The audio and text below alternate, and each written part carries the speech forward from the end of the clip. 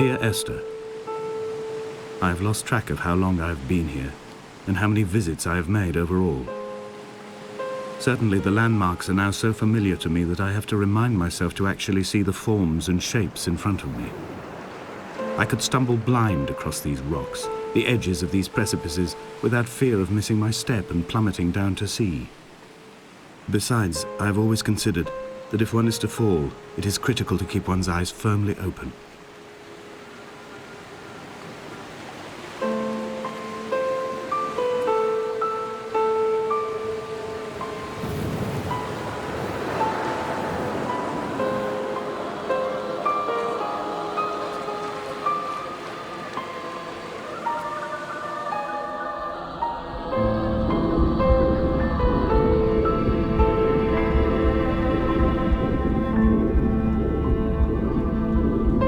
Come back.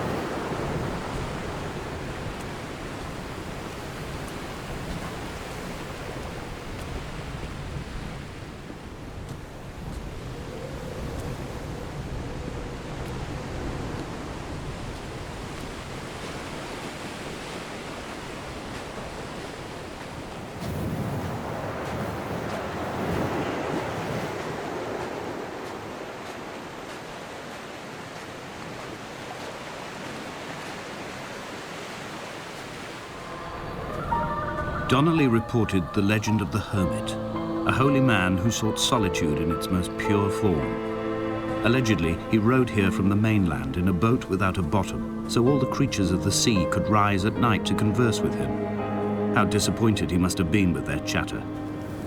Perhaps now, when all that haunts the ocean is the rubbish dumped from the tankers, he'd find more peace. They say he threw his arms wide in a valley on the south side and the cliff opened up to provide him shelter. They say he died of fever 116 years later. The shepherds left gifts for him at the mouth of the cave, but Donnelly records they never claimed to have seen him. I have visited the cave and I have left my gifts, but like them, I appear to be an unworthy subject of his solitude.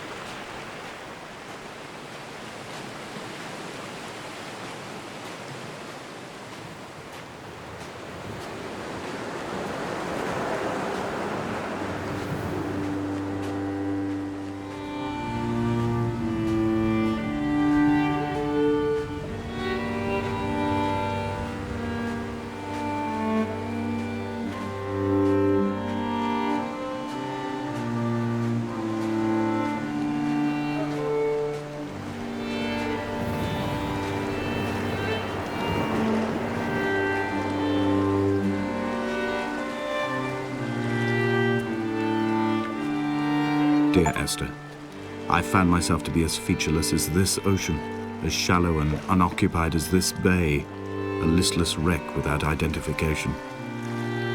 My rocks are these bones, and a careful fence to keep the precipice at bay. Shot through me caves, my forehead a mount. This aerial will transmit into me so. All overexposed, the nervous system, where Donnelly's boots and yours and mine still trample. I will carry a torch for you.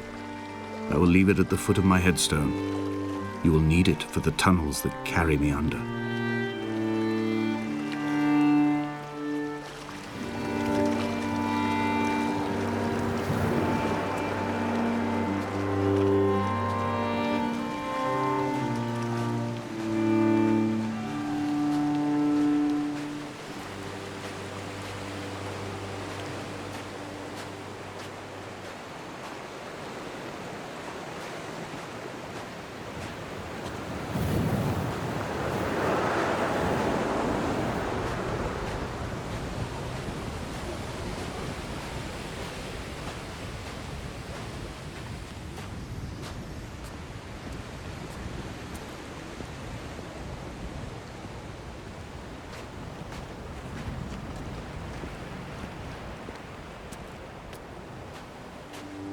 At night, you can see the lights sometimes from a passing tanker or trawler.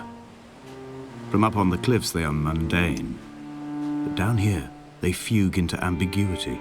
For instance, I cannot readily tell if they belong above or below the waves. The distinction now seems banal.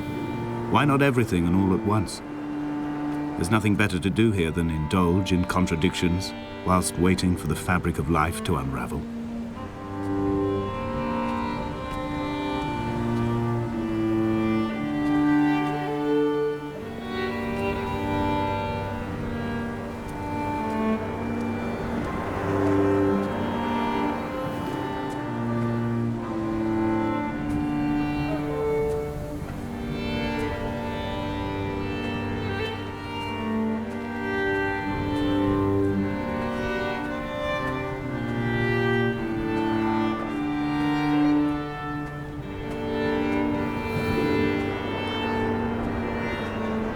The mount is clearly the focal point of this landscape. It almost appears so well placed as to be artificial. I find myself easily slipping into the delusional state of ascribing purpose, deliberate motive to everything here. Was this island formed during the moment of impact? When we were torn loose from our moorings and the seatbelts cut motorway lanes into our chests and shoulders, did it first break surface then?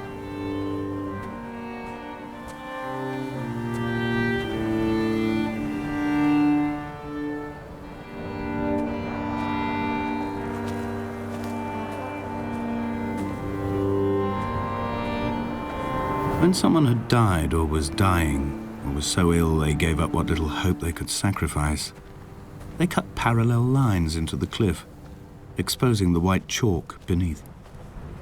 You could see them from the mainland or the fishing boats, and know to send aid or impose a cordon of protection, and wait a generation until whatever pestilence stalked the cliff paths died along with its hosts. My lines are just for this: to keep any would-be rescuers at bay.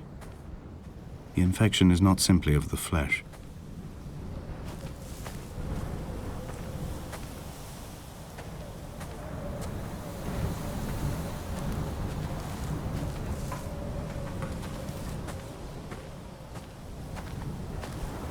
They were God-fearing people, those shepherds. There was no love in the relationship. Donnelly tells me that they had one Bible that was passed around in strict rotation. It was stolen by a visiting monk in 1776, 2 years before the island was abandoned altogether. In the interim, I wonder, did they assign chapter and verse to the stones and grasses, marking the geography with a superimposed significance that they could actually walk the Bible and inhabit its contradictions?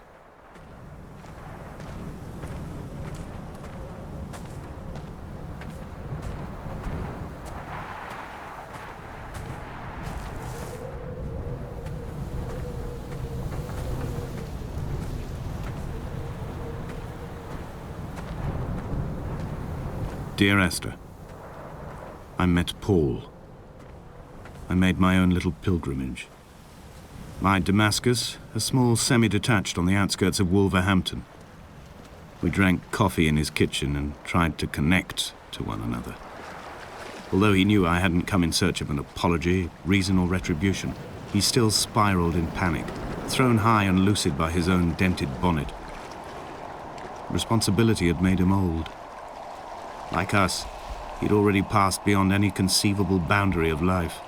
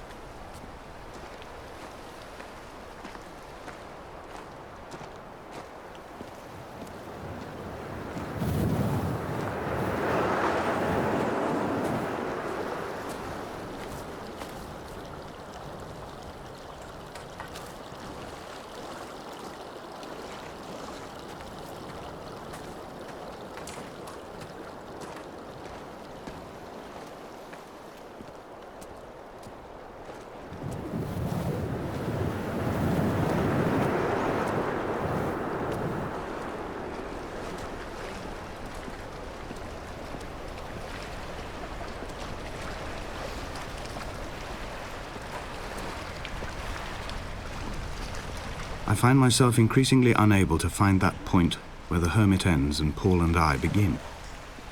We are woven into a sodden blanket, stuffed into the bottom of a boat to stop the leak and hold back the ocean. My neck aches from staring up at the aerial. It mirrors the dull throb in my gut where I am sure I've begun to form another stone.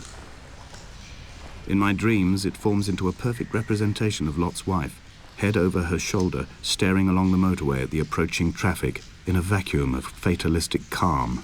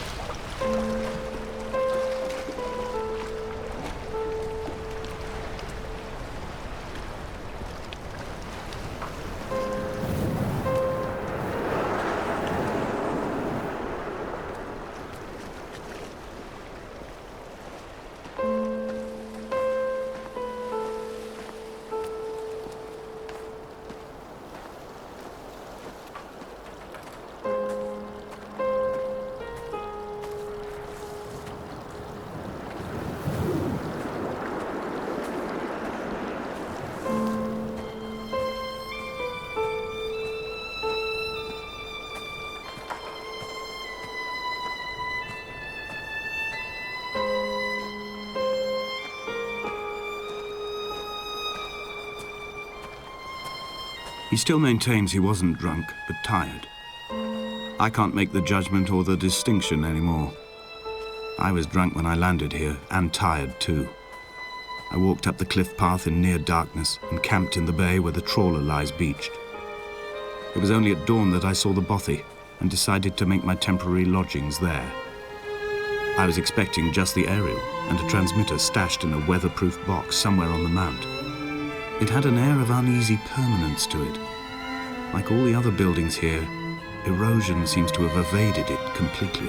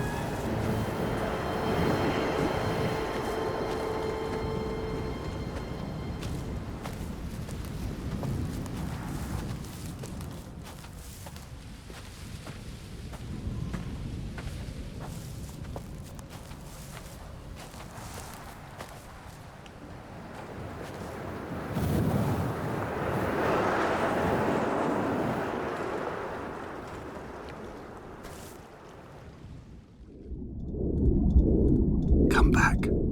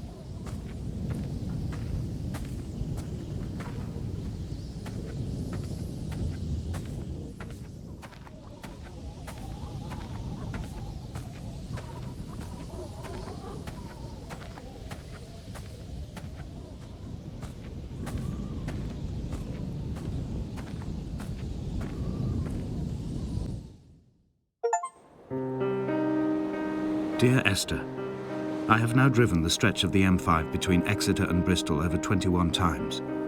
But although I have all the reports and all the witnesses and have cross-referenced them within a millimetre using my ordnance survey maps, I simply cannot find the location.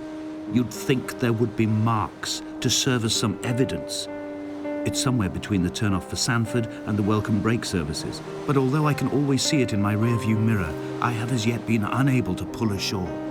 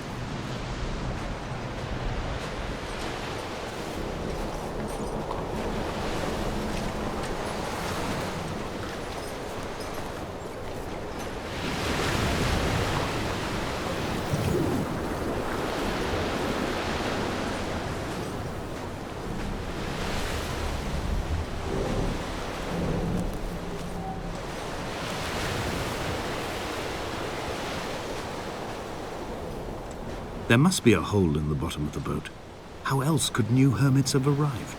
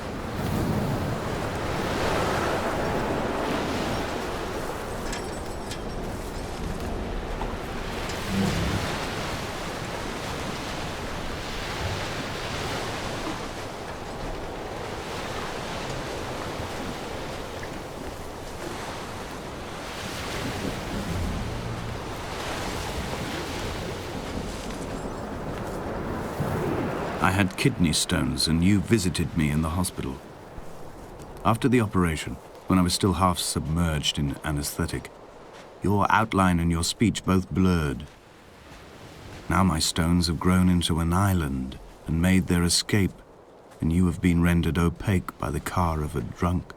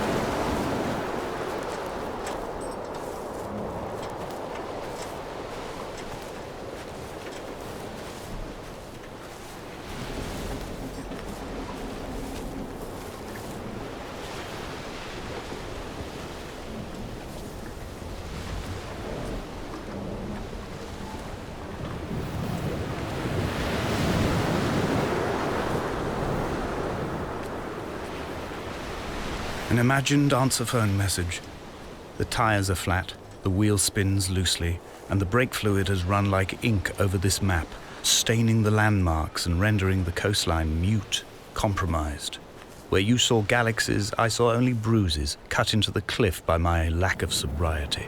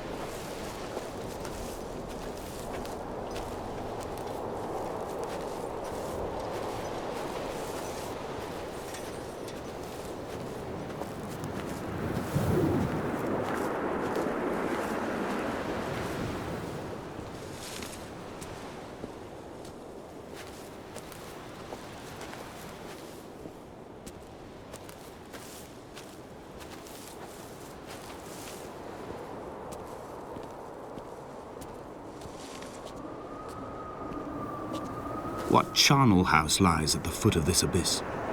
How many dead shepherds could fill this hole?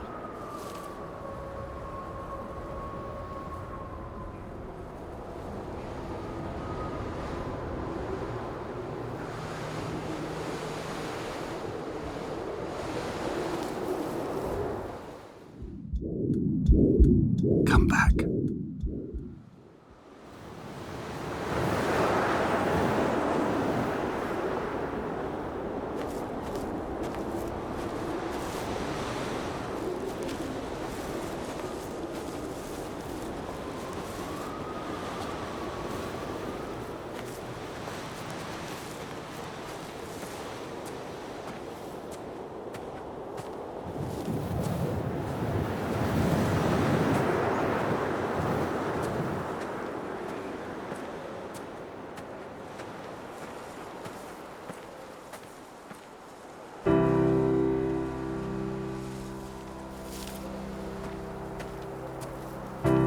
I've begun my ascent on the green slope of the western side. I've looked deep into the mountain from the shaft and understood that I must go up and then find the way under. I will stash the last vestiges of my civilization in the stone walls and work deeper from there. I'm drawn by the aerial and the cliff edge. There is some form of rebirth waiting for me there.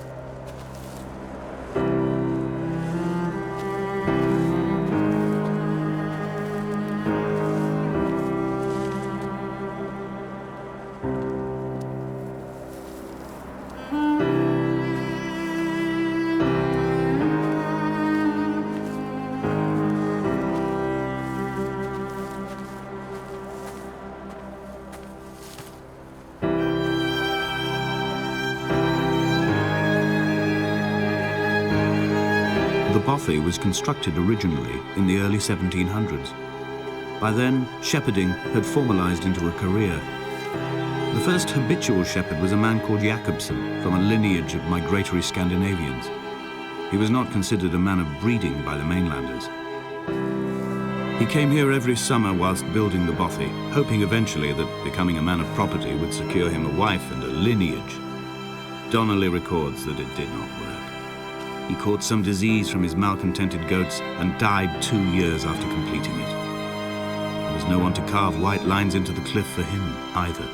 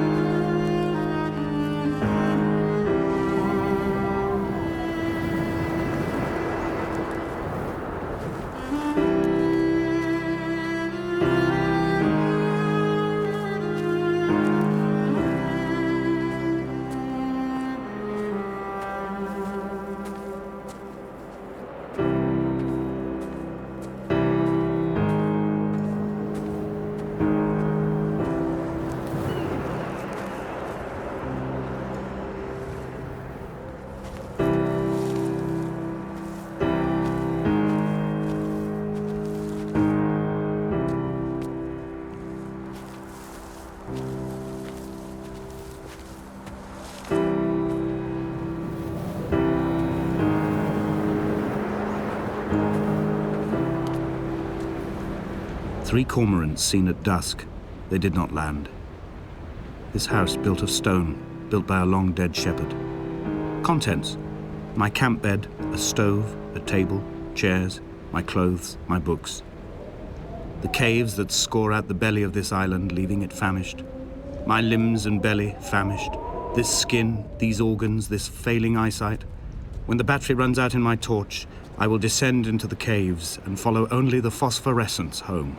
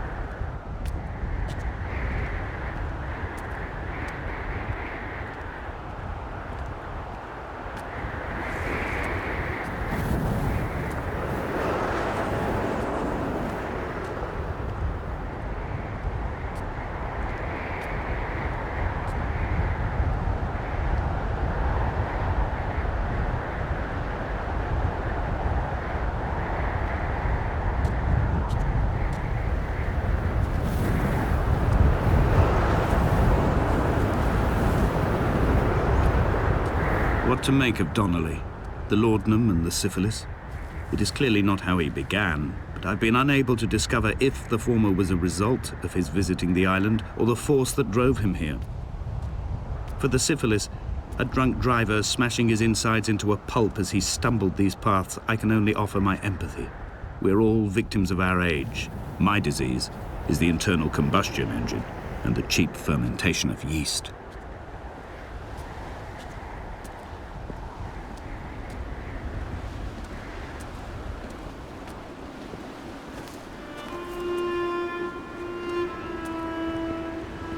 They found Jakobsen in early spring. The thaw had only just come. Even though he'd been dead nearly 7 months, his body had been frozen right down to the nerves and had not even begun to decompose. His fingernails were raw and bitten to the quick. They found the phosphorescent moss that grows in the caves deep under the nails. Whatever he'd been doing under the island when his strength began to fail is lost. He'd struggled halfway up the cliff again, perhaps in a delirium, perhaps trying to reach the Bothy's fire before curling into a stone and expiring.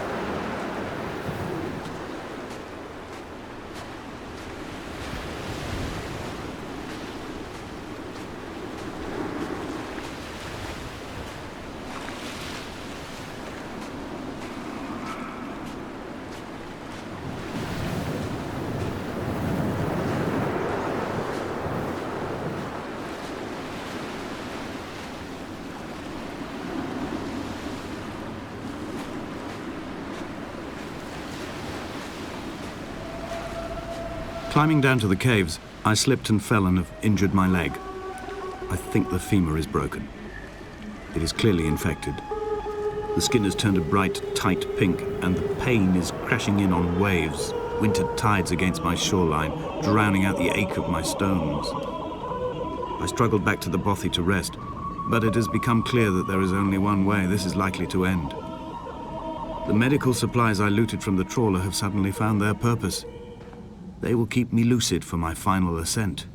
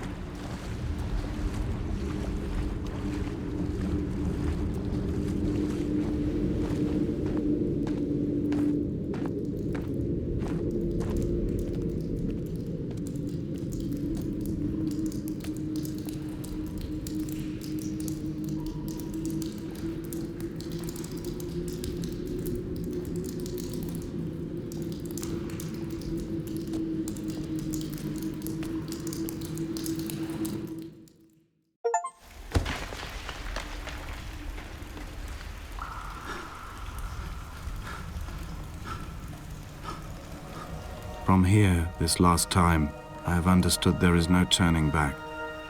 The torch is failing along with my resolve. I can hear the singing of the sea creatures from the passages above me, and they are promising the return of the gulls.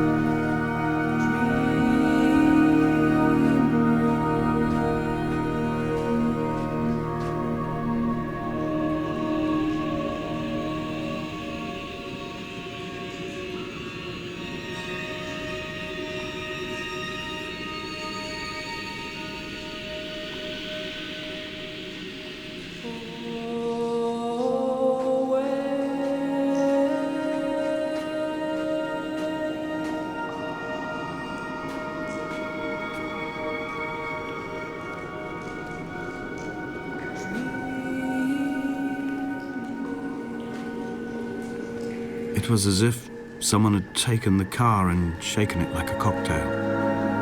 The glove compartment had been opened and emptied with the ashtrays and the boot. It made for a crumpled museum, a shattered exhibition.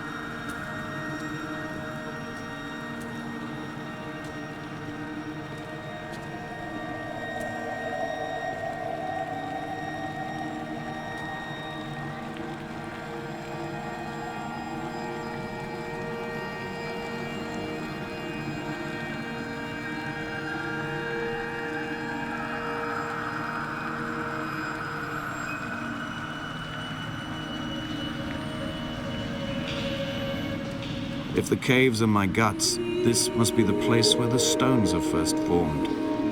The bacteria phosphoresce and rise, singing through the tunnels. Everything here is bound by the rise and fall, like a tide. Perhaps the whole island is actually underwater.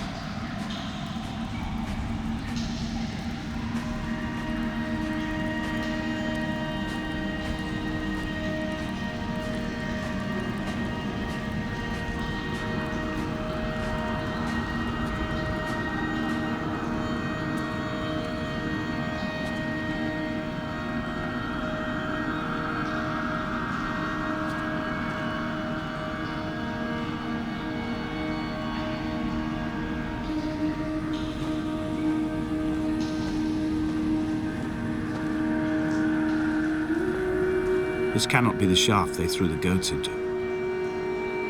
It cannot be the landfill where the parts of your life that would not burn ended up. It cannot be the chimney that delivered you to the skies. It cannot be the place where you rained back down again to fertilize the soil and make small flowers in the rocks.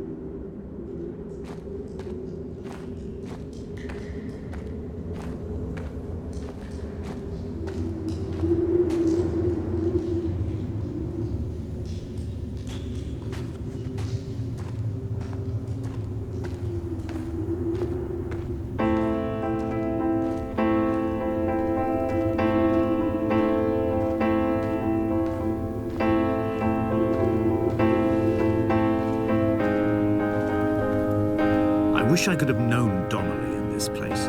We would have had so much to debate. Did he paint these stones or did I? Who left the pots in the hut by the jetty? Who formed the museum under the sea? Who fell silently to his death into the frozen waters? Who erected this godforsaken aerial in the first place? Did this whole island rise to the surface of my stomach, forcing the gulls to take flight?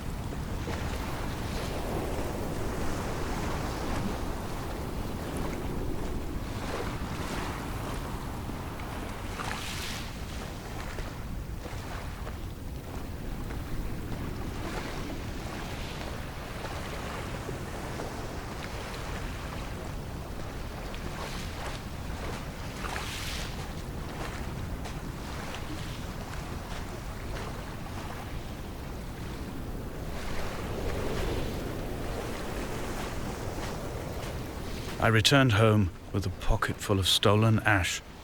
Half of it fell out of my coat and vanished into the car's upholstery, but the rest I carefully stowed away in a box I kept in a drawer by the side of my bed. It was never intended as a meaningful act, but over the years it became a kind of talisman. I'd sit still, quite still for hours, just holding the diminishing powder in my palm and noting its smoothness. In time, we will all be worn down into granules, washed into the sea and dispersed.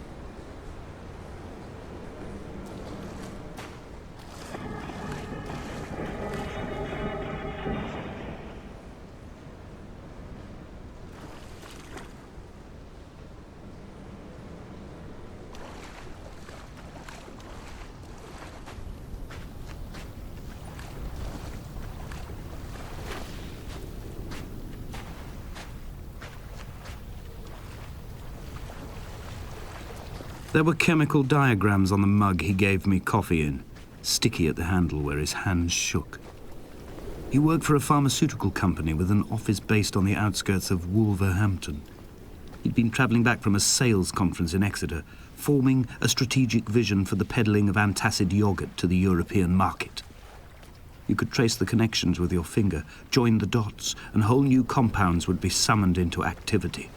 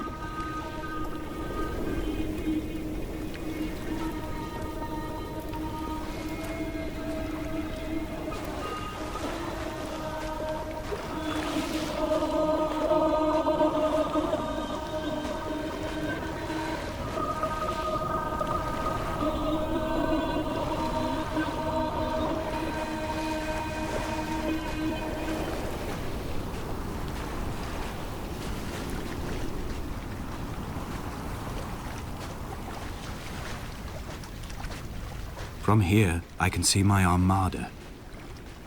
I collected all the letters I'd ever meant to send to you, if I'd have ever made it to the mainland, but had instead collected at the bottom of my rucksack, and I spread them out along the lost beach. Then I took each and every one, and I folded them into boats. I folded you into the creases, and then, as the sun was setting, I set the fleet to sail. Shattered into 21 pieces, I consigned you to the Atlantic, and I sat here until I'd watched all of you sink.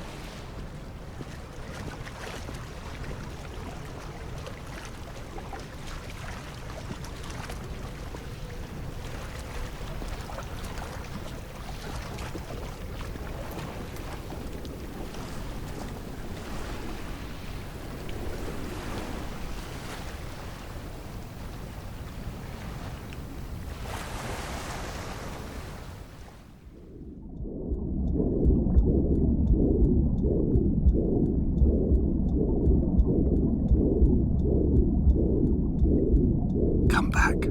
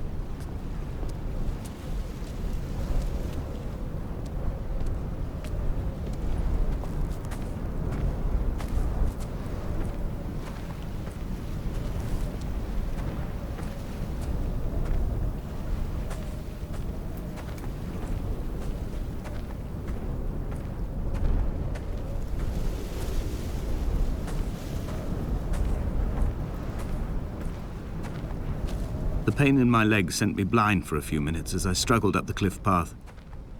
I swallowed another handful of painkillers, and now I feel almost lucid. The island around me has retreated to a hazed distance, whilst the moon appears to have descended into my palm to guide me. I can see a thick black line of infection reaching for my heart from the waistband of my trousers. Through the fugue, it's all the world like the path I have cut from the lowlands towards the aerial.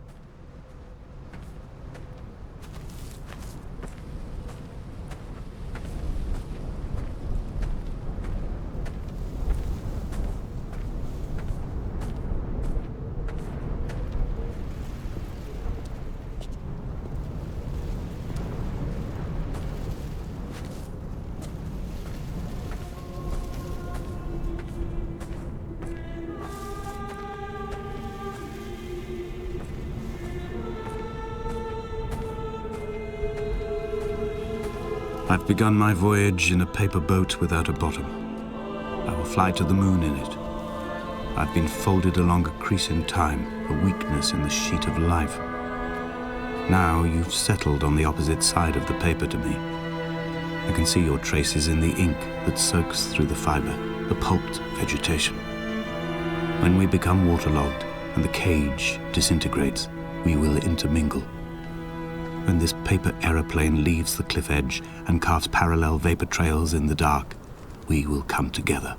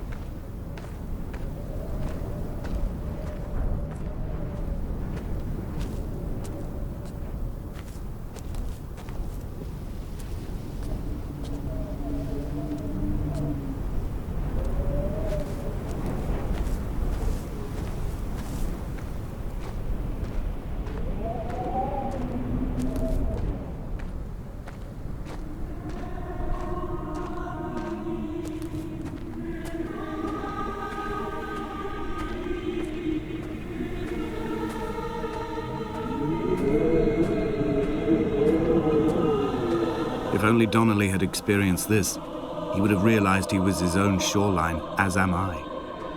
Just as I am becoming this island, so he became his syphilis, retreating into the burning synapses, the stones, the infection.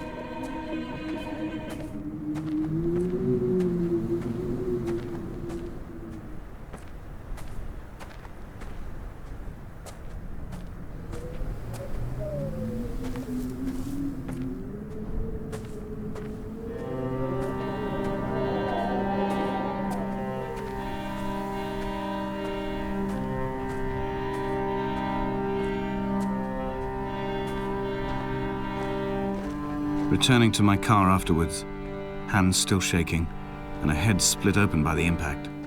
Goodbye to tearful aunts and traumatized uncles. Goodbye to the phenomenal. Goodbye to the tangible. Goodbye Wolverhampton. Goodbye Sanford. Goodbye Cromer. Goodbye Damascus. This cliff path is slippery in the dew. It is hard to climb with such an infection. I must carve out the bad flesh and sling it from the aerial. I must become infused with the very air.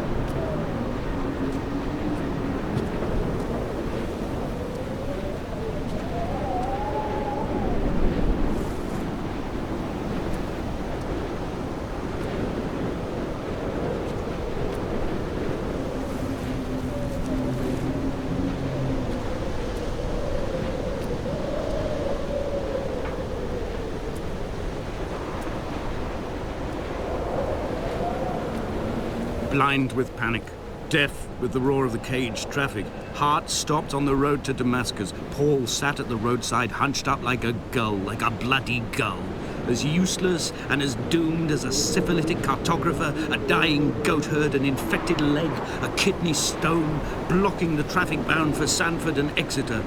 He was not drunk, Esther. He was not drunk at all. All his roads and his tunnels and his paths led inevitably to this moment of impact. This is not a recorded natural condition. He should not be sat there with his chemicals and his circuit diagrams. He should not be sat there at all.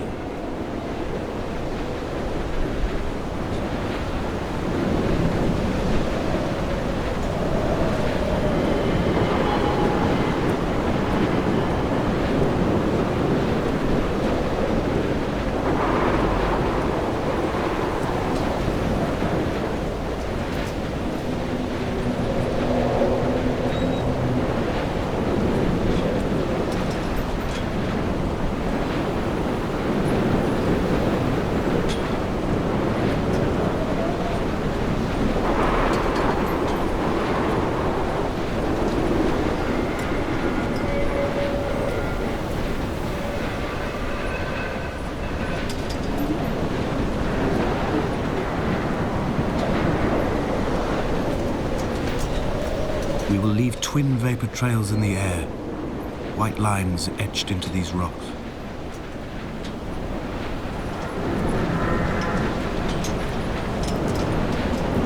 Dear Esther, I have burnt my belongings, my books, this death certificate. Mine will be written all across this island. Who was Jacobsen? Who remembers him? Donnelly has written of him, but who was Donnelly? Who remembers him? I have painted, carved, hewn, scored into this space all that I could draw from him. There will be another to these shores to remember me. I will rise from the ocean like an island without bottom, come together like a stone, become an aerial, a beacon, that they will not forget you. We've always been drawn here. One day the gulls will return and nest in our bones and our history. I will look to my left and see Esther Donnelly flying beside me. I will look to my right and see Paul Jacobsen flying beside me. They will leave white lines carved into the air to reach the mainland, where help will be sent.